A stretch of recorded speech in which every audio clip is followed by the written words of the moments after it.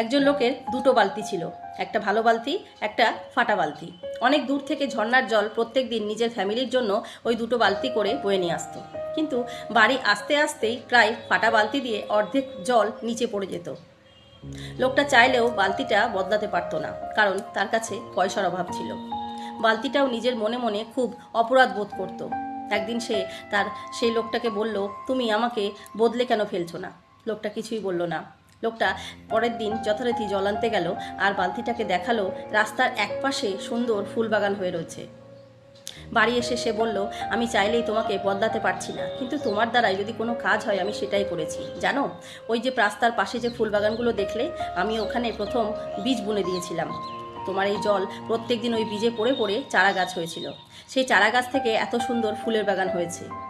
ঠিক তেমনই কিছু কিছু বৈশিষ্ট্য বা উইকনেস আমাদের মধ্যে থাকে, যেগুলো অন্যেরা ভাবে সেগুলো আমাদের দুর্বলতা। যেমন গায়ের রং, উচ্চতা, মেধা, দেখতে সুন্দর, সব কিছু নিয়ে। কিন্তু এই দুর্বলতার জন্য আমরা অনেকেই অনেক কিছু অ্যাচিভ করতে পারি না। দুর্বলতাকে এক্সকিউজ বানিয়ে আমরা নিজেদেরকে সফলতার দিকে এগিয়ে নিয়ে যেতে পারি না।